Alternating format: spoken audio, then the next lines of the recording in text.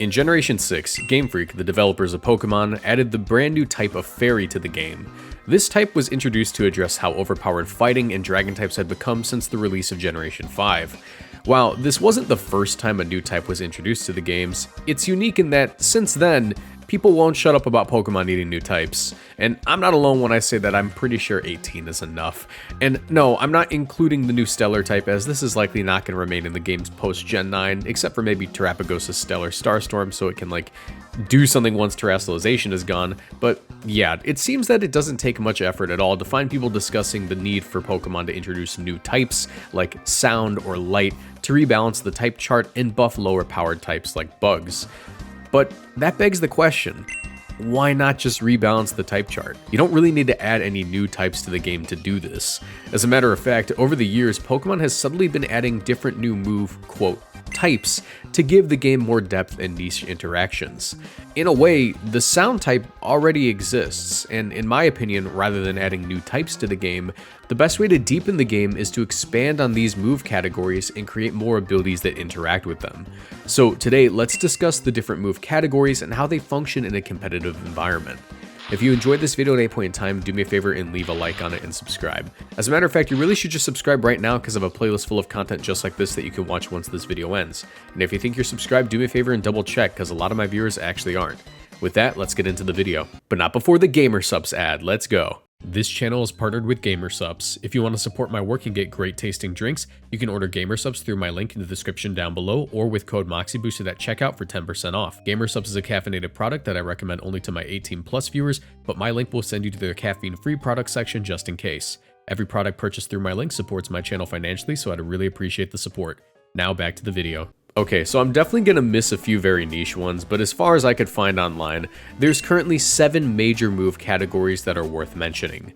I'm not going to distinguish between basic mechanical categories like physical or special, but these categories include sound moves, biting moves, punching moves, partial trapping moves, pulse moves, slicing moves, and wind moves.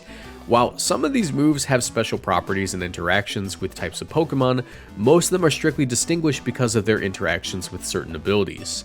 First off, sound moves. The reason I really don't believe we need a sound type in Pokemon is because of this special category of moves just straight up being more interesting and cool.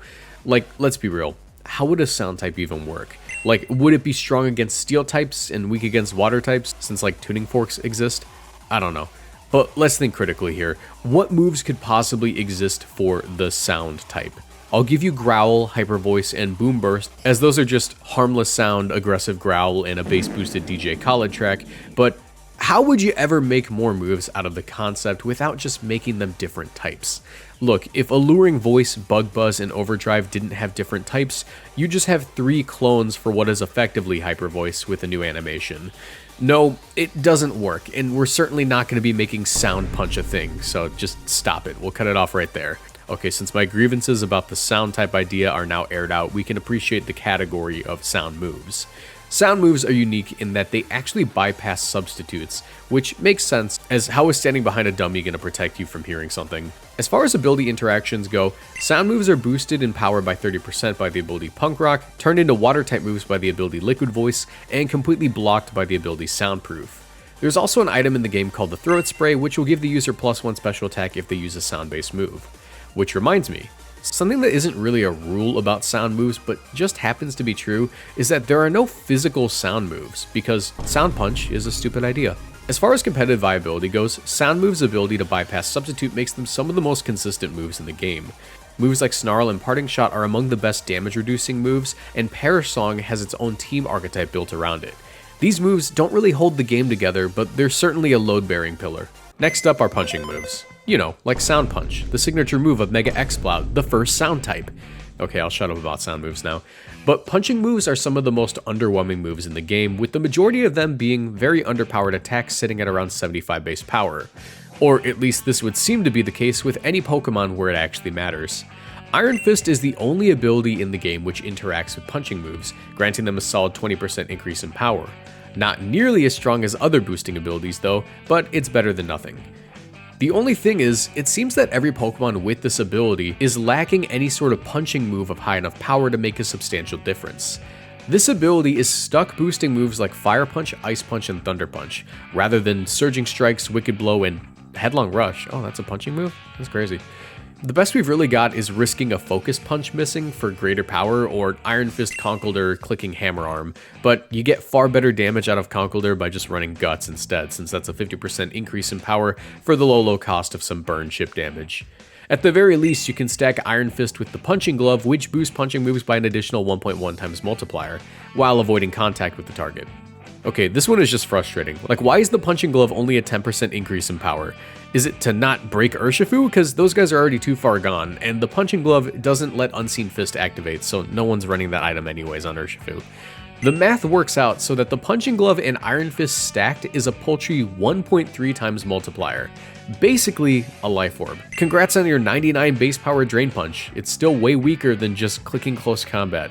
Yeah, this category could really use some work, as it's pretty undercooked despite being in the game for so long. Biting moves are funny because, like punching moves, they're only categorized to interact with a single ability, but at least this ability gives them a substantial boost. Strong Jaw makes all biting moves 50% stronger, and while yes, most biting moves sit around 65 base power or lower, we still have moves like Crunch, Vicious Rend, and Psychic Fangs, which are strong enough to become a 120 base power or higher after the boost. And even the 65 base power biting moves of Ice Fang and Fire Fang end up at 97 base power after only the Strong Jaw, while 75 base power punching moves become just 90. Why is there such a big disparity here? I don't know, but biting moves are pretty great with Strong Jaw, especially Vicious Rend, which becomes 255 base power if the user goes first.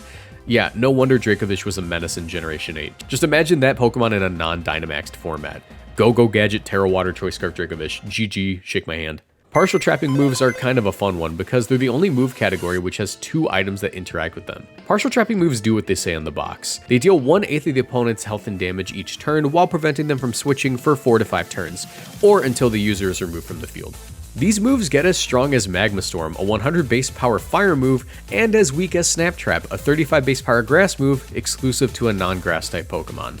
I'm sorry, Carnivine, we'll get it to you someday, buddy. The 2 items which interact with this category of moves are the Grip Claw and the Binding Band, with the Grip Claw extending the duration of traps to 7 turns, and the Binding Band increasing the damage of the move to 1/6 of the opponent's health instead of 1/8.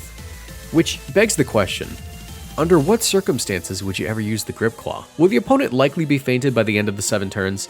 Yes. But you know what's more likely to be fainted? The user. Why not just increase the damage each turn of them being trapped to make those turns count, instead of just hoping your opponent forgets how to click moves that deal damage? I don't know. I'm sure someone can educate me in the comments, but I just don't get it. As far as the type interactions go, partial trapping moves can't trap ghost types since they're like ghosts. But I do think it'd be cool if we introduced a move called Salt Circle or something that specifically blocks ghost types from switching. That'd be pretty sick. Get on it, James Freak. Pulse moves are arguably the least important category on this list, as they're extremely limited and only have 1 application.